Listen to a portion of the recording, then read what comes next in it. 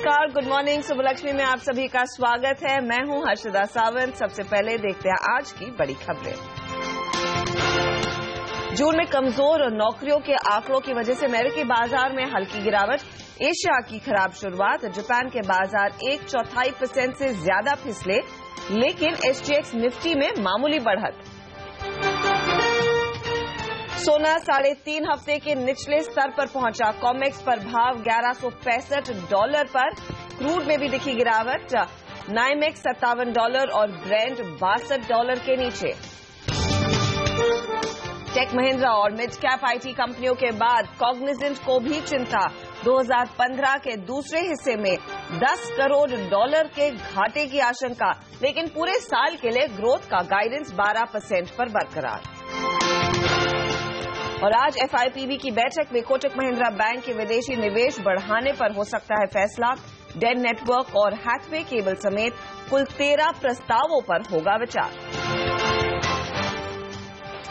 और देश में कहीं भी जाने पर नहीं बदलना पड़ेगा mobile number. Airtel, RCom, Vodafone, idea आज से शुरू कर रही हैं पूरे देश में नंबर पोर्टेबिलिटी। सबों ने प्रधानमंत्री के सामने अपने पूंजी निवेश के प्रस्ताव को digital infrastructure, electronic manufacturing, retail, optical fibre, इन सबों में बताया है। और डिजिटल इंडिया से भारत में आएगा करोड़ों का निवेश। टेलीकॉम मंत्री रविशंकर प्रसाद ने जताया भरोसा। आवाज संपादक संजय पुगलिया से खास बातचीत में कहा, निवेश के ऐलान हकीकत में बदलेंगे। और कंप्यूटर मोबाइल के बाद आपकी कलाई तक पहुंचेगा बैंक। HDFC बैंक ने एप्पल वॉच के लिए लॉन्च किया बैंकिंग ऐप।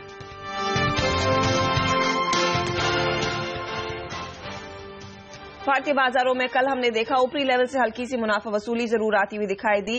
8444 के आसपास निफ्टी की समाप्ति, और साथ ही साथ सेंसेक्स में भी हमने देखा मामूली गिरावट, करीब 75 अंकों का नुकसान, लेकिन छोटे मझौले काउंटर्स में ज्यादा एक्शन देखने को मिला। इंडेक्स पर शायद इतनी ज्यादा तेजी ना हो, लेकिन कुछ स्टॉक्स है जहां पर जमकर खरीदारी हुई है। आज सुबलक्ष्मी में हर रोज की तरह हमारा फोकस होगा आज आपकी भारतीय बाजारों में ओपनिंग ट्रेड के लिए क्या रणनीति होनी चाहिए। बताएंगे आपको बाजार, करेंसी मार्केट और कमोडिटी मार्केट की पूरी रणनीति। लेकिन सबसे पहले शुरुआत करेंगे कि अंतर्राष्ट्रीय बाजारों से कैसे संकेत मिल रहे हैं, साथ ही साथ भारतीय बाजारों में आज आपकी क्या स्ट्रैटेजी हो, इस पर एक चेक लेंगे। और कौन से स्टॉक्स रहेंगे फोकस में, ये भी आपको बताएंगे। लेकिन शुरुआत करते हैं ग्लोबल मार्केट के अपडेट के साथ, जहां पर हमने देखा है फिर से हल्की सी नरमी ही देखी जा रही है। आशीष, यूएस में कल कुछ नर्म डेटा आया, क्या उसका असर देखने को मिला है या फिर ग्रीस के रेफरेंडम पर नजरें हैं सबकी? दोनों का इम्पैक्ट था। यानी कि अमेरिकन मार्केट्स में कल हमने देखा था एकदम सपाट, हल्के लाल निशान में आपकी स्क्रीन पर नजर आएगा आपको, हल्के लाल निशान पे वहां पे कामकाज हो रहा था। हालांकि दिन की शुरुआत अच्छी हुई थी, पर दिन के दौरान मार्केट स्लिप हुए और फाइनली हमने देखा एक स्मार्ट रिकवरी भी आई। तो उस लिहाज से एक अच्छा ट्रेडिंग सेशन था वहां पर। दो इंपैक्टिंग न्यूज थी। एक तो जैसे आपने हाईलाइट करा, नरम डेटा, जॉब्स रिपोर्ट थोड़ी सी कमजोर आई है, तो उसका इंपैक्ट था। लेकिन ज्यादा इंपॉर्टेंट ग्रीस भी वे कर रहा था। ध्यान रखें, अमेरिकन मार्केट्स के लिए हफ्ते का आखिरी ट्रेडिंग सेशन था। यानी कि कल गुरुवार को जो ट्रेडिंग हुई है वो आखिरी थी, क्योंकि आज वहां पे इंडिपेंडेंस डे के चलते एक मार्केट हॉलिडे है। तो एक लॉन्ग वीकेंड के लिए वो ब्रेसअप कर रहे हैं। और इस लॉन्ग वीकेंड से पहले, क्योंकि इस वीकेंड के दौरान ग्रीस को लेकर रेफरेंडम की खबरें भी आने वाली हैं, तो उससे पहले भी कुछ नर्वसनेस थी, इसलिए अमेरिकन मार्केट्स थोड़े से सुस्त कामकाज कर रहे थे। यूरोपियन मार्केट्स में, ज्यादातर यूरोपियन मार्केट्स में प्रेशर देखने को मिला। फ्रांस और जर्मनी के मार्केट्स आपकी स्क्रीन पर 3/4 से 1% के आसपास का दबाव था। हालांकि लंदन के मार्केट्स यानी कि फुटसी में हमने देखा था हल्के हरे निशान के साथ कामकाज। लेकिन ये मार्केट्स भी जिस तरह का ग्रीस का रेफरेंडम को इनली मार्केट अवेट कर रहा है, इसीलिए सुस्ती के साथ कामकाज हो रहा था। और वैसे भी दिक्कत की बात यह है कि ग्रीस को लेकर अनिश्चितता तो बनी हुई है और कहीं ज्यादा समय उम्मीद से ज्यादा वो रेजोल्यूशन में लग रहा है, तो वो नर्वसनेस अक्रॉस इक्विटी मार्केट्स ला रहा है। ग्रीस को लेकर जहां तक अपडेट की बात है, IMF की एक सस्टेनेबिलिटी रिपोर्ट आई है, ध्यान रखें कल, जिसमें उसने स्पेसिफिकली मेंशन करा, इंटरनेशनल मॉनेटरी फंड की रिपोर्ट है, जहां पे यूरोपियन यूनियन को जो लोन्स दिए गए हैं उनको एक्सटेंड करना पड़ सकता है और लार्ज डेट जो है उसको राइट ऑफ करना पड़ सकता है अगर ग्रीस इसी स्लो पेस से वो इकोनॉमी ग्रो करती है, अगर वहां पे इकोनॉमिक रिफॉर्म्स इंप्लीमेंट नहीं होते। हालांकि ये रिपोर्ट ये भी कहती है कि 2015 से 2018 के बीच में शायद $52 बिलियन यूरोस के आसपास की रिक्वायरमेंट होगी। इतनी इस हद तक फंडिंग शायद ग्रीस ही करनी पड़े अगर इसे वापस अपने पैरों पर लाना है। फिलहाल के लिए तो ग्रीस से कोई आउटकम आएगा नहीं, क्योंकि रेफरेंडम तक जो टॉक्स हैं क्रेडिटर्स और ग्रीस के बीच में वो पोस्टपोन कर दी गई हैं। अब जब रेफरेंडम का आउटकम आएगा उसके बाद वो बातचीत फिर से शुरू होगी। सोमवार को कहा जा रहा है यूरोपियन सेंट्रल बैंक की जो इमरजेंसी फंडिंग थी उसके लिए एक इमरजेंसी बैठक बुलाई गई है। तो रेफरेंडम का आउटकम के बाद आप शायद एक्शन देखें और मंडे को इमरजेंसी बैठक होने वाली है। इस बीच एशिया भी, क्योंकि हमने सॉफ्ट क्यूज यूएस से पिकअप कर रहे थे और यहां पे तो अब वीकेंड है क्योंकि इसके बाद वो जनमत संग्रह रविवार को होने वाला है, तो थोड़ा नर्वसनेस के साथ ट्रेड्स हल्के कमजोरी के साथ ज्यादातर एशियन मार्केट्स आपको नजर आएंगे। और एसजीएक्स निफ्टी दर्शा रहा है कि आज फ्राइडे के ट्रेडिंग सेशन में भारतीय बाजारों की शायद कल के क्लोजिंग लेवल्स के आसपास ही शुरुआत होती हुई नजर आए। 5 पॉइंट नीचे एसजीएक्स निफ्टी आपकी स्क्रीन पर। शुक्रिया आशीष इस जानकारी के लिए। हमारे साथ अब लाइन पर जुड़ गए हैं सीएनबीसी आवाज के market editor Anil Singhvi. Anil, good morning. नजरें सभी की थी भारतीय बाजार में कि हम 8500 पर कब पहुंचेंगे। कल का हाई 8479, वहां से थोड़े चूके जरूर है।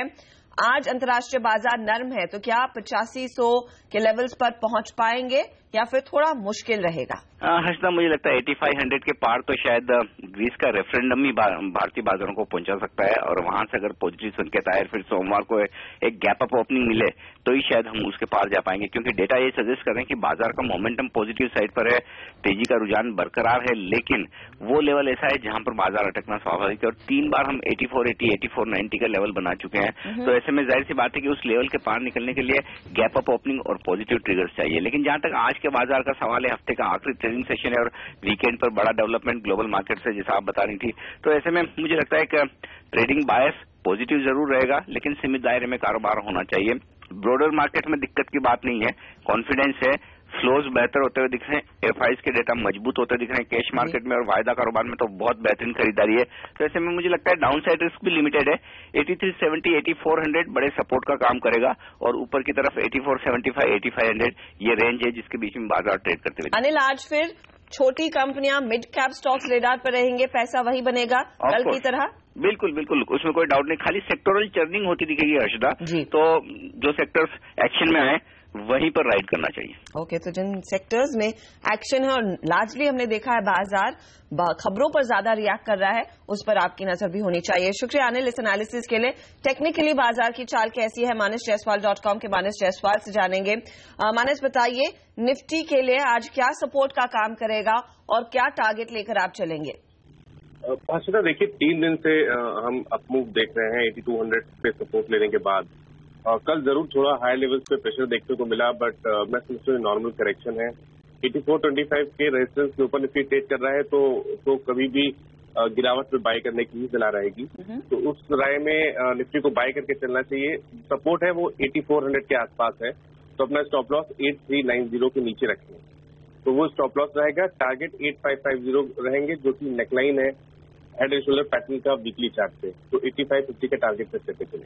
ओके, तो अब भी खरीदारी की ही पोजीशन में रहिए और 8550 पर आप नजरें बनाकर रखें। जैसे अनिल ने कहा कि सोमवार के सत्र में अगर ग्रीस रेफरेंडम में एक पॉजिटिव रुझान आता है तो ग्लोबल मार्केट्स में तेजी रहेगी और भारतीय बाजार में भी एक गैप अप ओपनिंग देखने को मिल सकती है। तो सोमवार के लिए वो एक्टिव ट्रेड आप ले सकते हैं। लेकिन बताइए मानस, कौन से शेयरों में आज आप ट्रेड करने की सलाह दे रहे हैं? इंट्राडे में कहां पर पैसा बनेगा? मैं समझता हूँ कि मिड कैप स्टॉक्स पे ध्यान देना चाहिए। तो दोनों स्टॉक मिड कैप स्पेस से है। पहला श्रीराम ट्रांसपोर्ट, जहां पर 780 के आसपास बेस बना और उसके बाद स्टॉक लगातार हाई टॉप हाई रिपोर्टर्स बना रहा है। कल 50 डे मूविंग एवरेज के ऊपर क्लोज हुआ है, तो मैं समझता हूँ कि स्टॉक अपना 200 डे मूविंग एवरेज जो 965 है वो टेस्ट करेगा, तो वो हमारा टारगेट रहेगा। 907 का स्टॉप लॉस रखें। और दूसरा माइक्रो रहेगा, जहां पर अगर आप देखिए तो पिछले ही दिनों स्टॉक ने 100 डे मूविंग एवरेज के आसपास सपोर्ट लेने के बाद फिर से रिकवरी दिखाई है, और कल ही इम्पोर्टेंट रेजिस्टेंस ब्रेक किया है 490 का, और वॉल्यूम भी बेहतर है।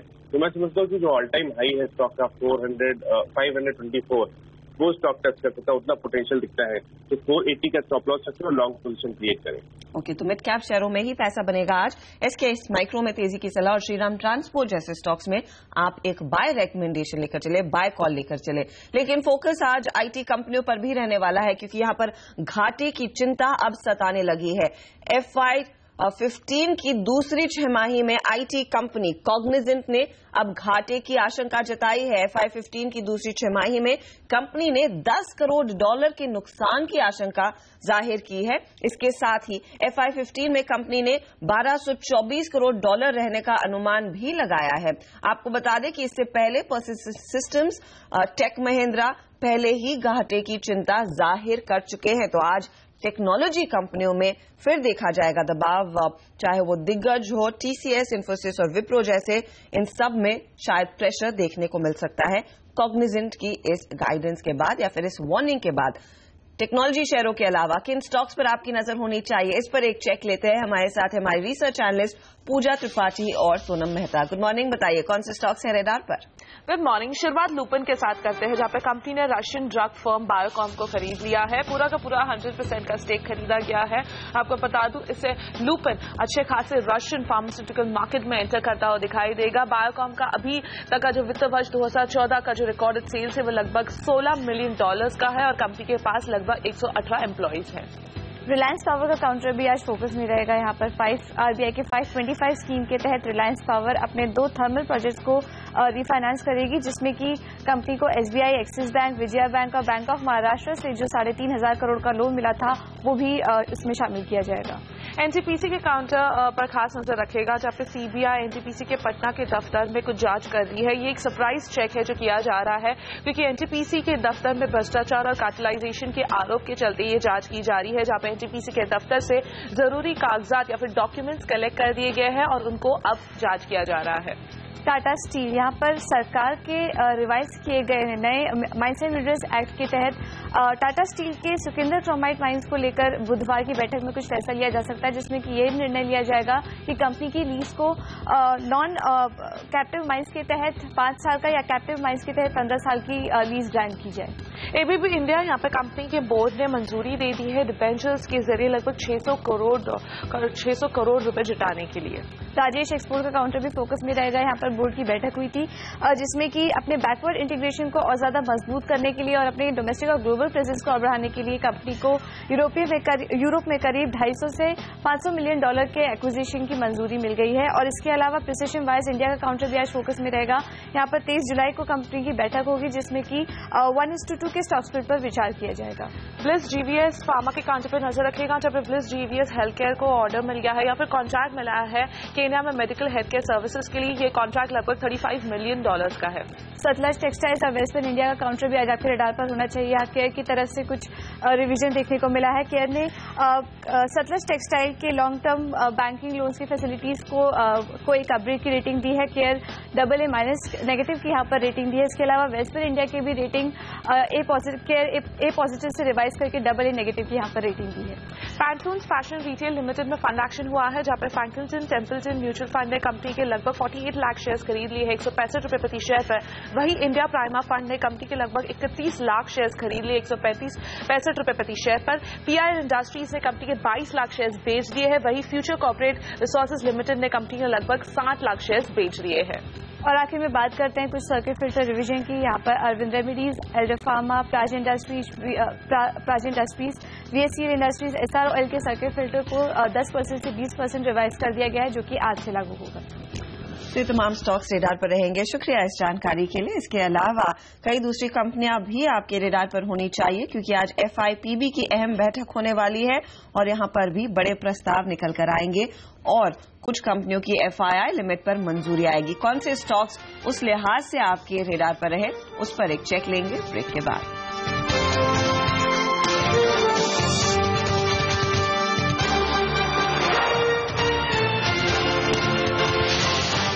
आप देख रहे हैं सुबलक्ष्मी CNBC आवाज पर और आज फोकस रहेगा कोटक महिंद्रा बैंक के शेयर पर भी, क्योंकि विदेशी निवेश बढ़ाने के प्रस्ताव पर एक बार फिर से सरकार विचार करेगी। आज शाम फॉरेन इन्वेस्टमेंट प्रमोशन बोर्ड यानी कि FIPB की अहम बैठक होने वाली है। इस बैठक में कोटक महिंद्रा बैंक के साथ विदेशी निवेश के कुल 13 प्रस्तावों पर विचार किया जाएगा। पूरी खबर के लिए चलते हैं हमारे दिल्ली ब्यूरो चीफ लक्ष्मण रॉय के पास। लक्ष्मण, आज FIPB की बैठक में कोटक महिंद्रा बैंक रेडार पर रहेगा। इसके अलावा कौन सी दूसरी कंपनियां और किन दूसरे प्रस्तावों पर सरकार विचार करेगी? देखिए, इस बैठक में सबसे अहम प्रस्ताव कह सकते हैं कोटक महिंद्रा बैंक का है, क्योंकि पिछली 3 बैठकों में इस प्रस्ताव पर कोई मंजूरी नहीं मिल पाई थी, कोई राय एफआईपीबी की तरफ से नहीं आ पाई थी। एक बार फिर से चौथी बार इस एफआईपीबी की बैठक में कोटक महिंद्रा के प्रस्ताव पर विचार किया जाएगा। दरअसल कोटक महिंद्रा बैंक और आईएनजी वैसा बैंक में जब से मर्जर हुआ है, तब से विदेशी निवेश की सीमा को लेकर उलझन पैदा हो गई है।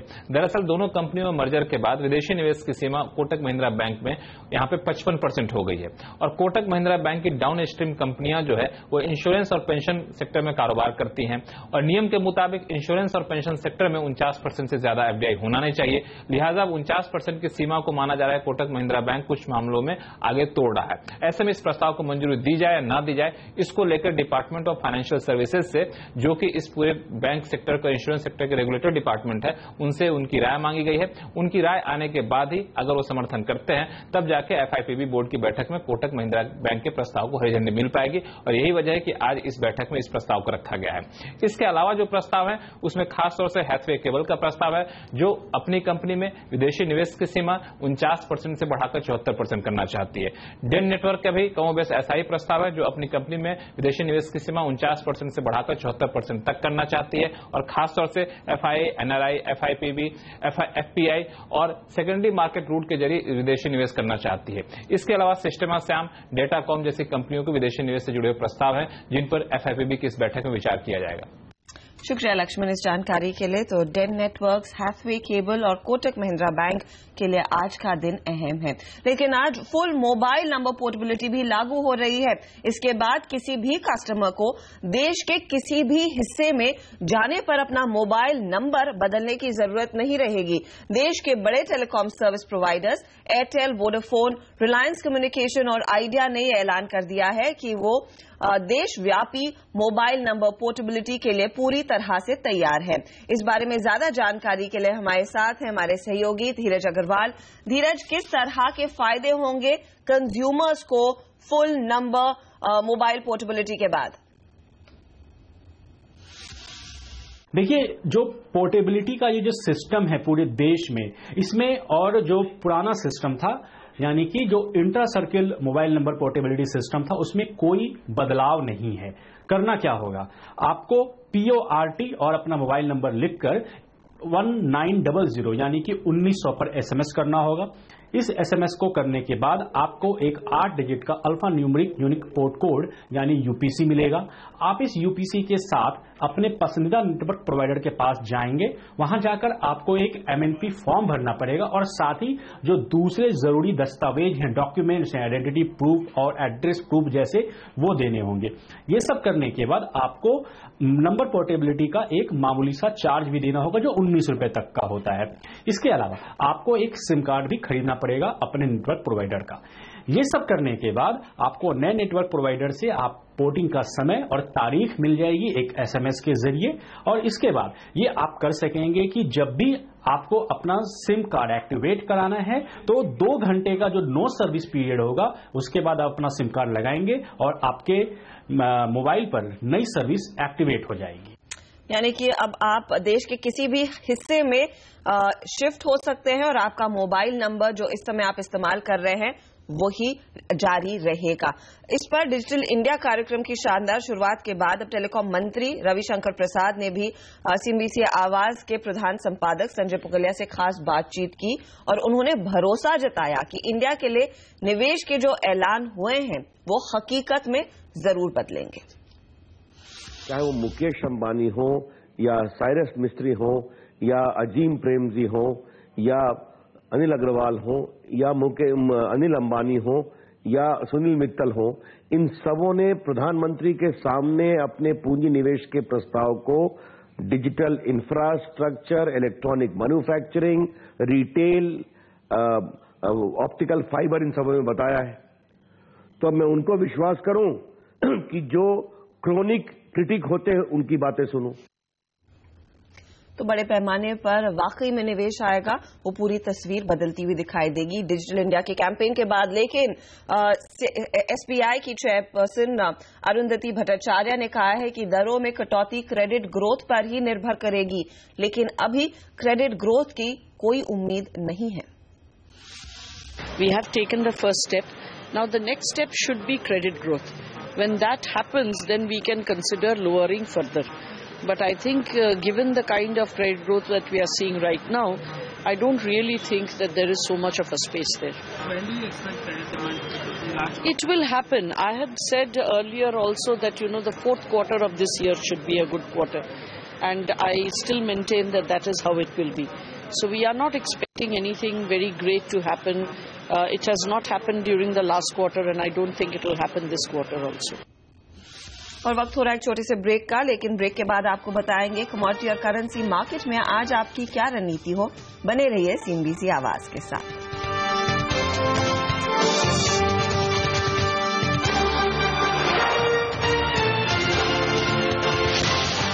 और अब फोकस कमोडिटी और करेंसी मार्केट पर, जहां पर हमने देखा है सोना 3.5 हफ्ते के स्तर पर जरूर पहुंचा है। कॉमेक्स पर हमने देखा है भाव 1166 के आसपास ट्रेड्स बनते हुए दिखाई दिए हैं।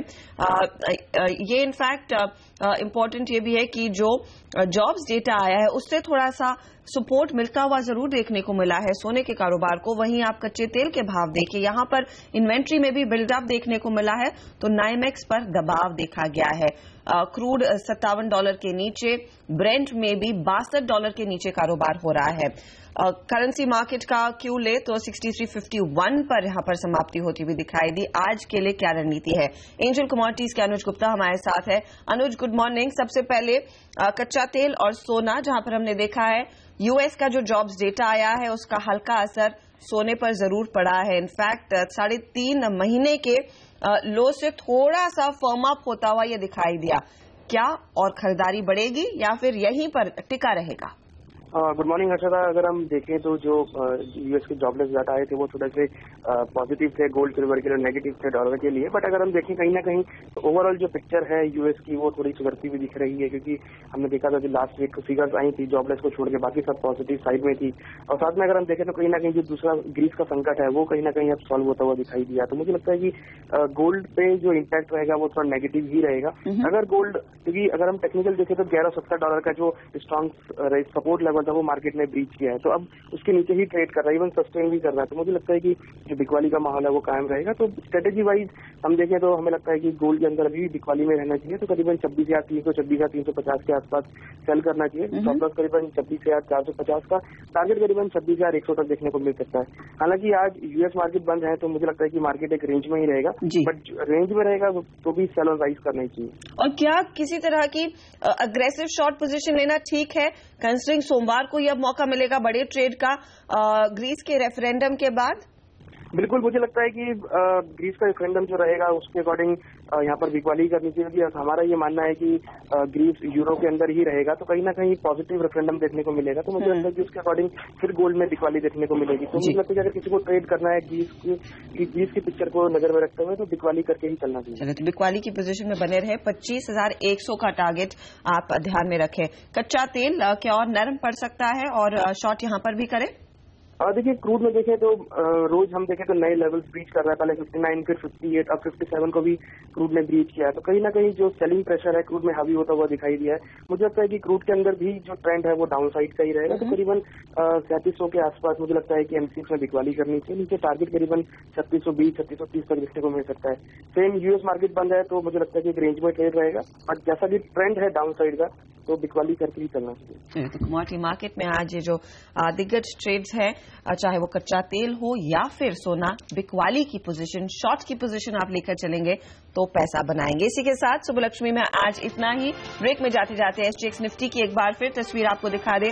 अंतर्राष्ट्रीय बाजारों से आज हल्की सी नरमी देखने को मिली है। यूएस में सेल ऑफ था, एशिया नर्म है। एसजीएक्स निफ्टी भी उसी के साथ 6.5 पॉइंट नीचे खुलने के संकेत दे रहा है। हम लेंगे एक ब्रेक, लेकिन आगे आपको बताएंगे आज के लिए 20 बेहतरीन ट्रेडिंग आइडियाज लेकर आएंगे स्टॉक 2020। बने रहिए सीएनबीसी आवाज के साथ।